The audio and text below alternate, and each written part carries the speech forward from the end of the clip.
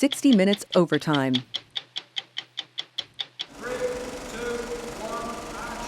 Director Christopher Nolan has made some of the most spectacular films of the 21st century. The Dark Knight, Inception, Interstellar, Dunkirk, and Oppenheimer.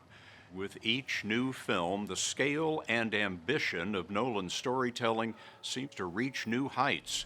So it's only fitting that his latest, coming to theaters this July, takes on a nearly 3,000-year-old Greek epic, the Odyssey. Let's go! Matt Damon plays King Odysseus in the Odyssey. This is his third film with Nolan. I think what separates him from other directors is the stories he wants to tell are incredibly ambitious. And the way he wants to tell them is incredibly ambitious because he wants to do it all in camera. In this case, he wanted to do it 100% in IMAX, which had never been done. And that wasn't even announced because we didn't know if we could do it. The Odyssey is the first feature film shot entirely with IMAX film. Each frame has resolution or image quality up to 3 times higher than digital. Action! The IMAX camera has to stop and be reloaded every 2.5 minutes or so. Thank you. Because the format is so large, that's the most film the camera can hold at one time. Another challenge, when the cameras are rolling, they're loud. The heavy-duty mechanism that pulls the film past the shutter sounds like a sewing machine in a fight with a stapler. It's a really loud camera. So for intimate scenes, for instance, if we were going to shoot this scene, that would have been impossible in IMAX up until, a year ago. Camera's too loud. Camera's just much too loud. The audio would never work. For the Odyssey, Nolan inspired the IMAX company to engineer a soundproof enclosure for the camera. It's big, it's cumbersome, but it works. This giant thing is like the size of like a coffin, basically. This thing weighed, I think, over 300 pounds when it was all put together. They had to build special steel plating on the dollies to hold it. It was a lot. And we kind of kept shooting with it, and it kept working. It kind of dawned on us that we were going to make it through the production, and we were actually going to be able to shoot entirely on IMAX. We went to FotoKem in Burbank, California, the only motion picture film lab in the world that still produces 70mm prints. We watched Nolan and the staff put finishing touches on the Odyssey.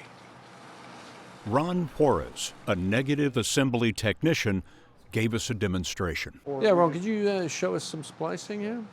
So every time a scene changes, which can be dozens and dozens in a minute, that scene change was cut by hand. Yes, so they're cut in another room. These are 2 pieces of negative now that he's going to splice together for us. And every cut in the film, and there are thousands of cuts in the film, is done this way, by hand. Makes me nervous just watching. Look at the splicing machine. Yeah. It looks like it was made in the 1940s. It probably was. Glue. There's the glue. Yep. In this digital universe, it's incredible to see an artist with a glue pot sticking this negative together. And there it is. Oh, nice. Very clean. It takes incredible skill. It's a really marvelous thing to see. Yeah, in this age of digitization, AI, all the rest, this is a human process, an analog process. This strip of film, that's the highest quality imaging format that's ever been devised. There's nothing that competes with it. It's a massive negative, which when correctly exposed, correctly printed and projected onto a huge screen. There's an image quality there that you can't get anywhere else. Incredible sharpness, very little visible grain. The film is then color corrected using filters and test prints from the negative. Lance Spindler is a lab color timer at FotoKem. And you do the color correct here. Yes. How does that work? So what we do is we initially do the coloring on an analyzer to get us closest to what Chris eventually wants. Then we come here and with the print that we just made, and we fine tune it with our filters. For example, we have a cyan filter. We have all 6. We have the primary colors and we have the secondary colors. So I will set these on here and it adjusts for our look on the frames. So this one you can tell is less red than over here. And that would indicate how I adjust my timing lights accordingly to achieve what he wants. And this is the old-fashioned way. This is the old-fashioned way. Yeah. But most any other film would do this on a computer. Yeah, the standard practice is to do this on a computer. We've never done that. We've stuck to the photochemical timing so that we can get the full benefit of all the information that's stored on the original negative. So it has analog color, which means infinite gradations of color. It's not broken into a series of numbers. What you get is the benefit of the closest sort of technological analog that's ever been created for how the eye sees. So film sees very much the way the eye sees. And particularly the way it sees color, the way it sees grays and blacks and whites and everything. It's a really good way of approximating the way our eyes sees. The color corrections are then applied to the final prints. Slit in there where the different colored lights expose across the frame as it rolls across. Each shot in the film, the ins and outs of that are programmed. So the valves change, those lights change as it just did as the film goes across.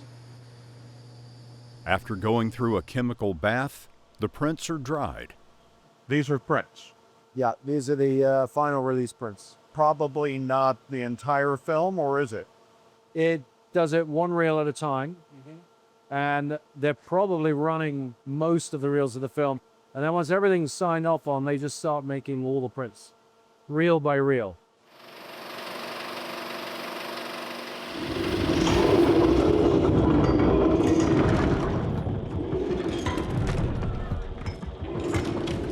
We watch scenes from the Odyssey with Nolan at the Vista Theater in Los Angeles, one of only a few in the country that can project 70mm film. People in the industry talk about their fear that theaters like this and giant screens like that are going to be part of history. I think theaters like this are part of history and they're part of the future as well, unquestionably. I mean, what movies do for us as a way of experiencing a story together with this incredible empathetic response that you get, you know, when you watch a comedy in a room full of laughing people, or a tragedy where everybody's sad at the same time. That's very, very important and very unique to cinema. There's always been confusion about how the economics of the business, you know, might impact what this is as a medium, of this relationship between movies you see in the theater and then how they are then sold to audiences, you know, ultimately in the home. And that will continue to change and evolve and always does. But the idea of the movie as a communal experience, as a place we come together to experience a story, I'm fully confident that's a part of our culture forever.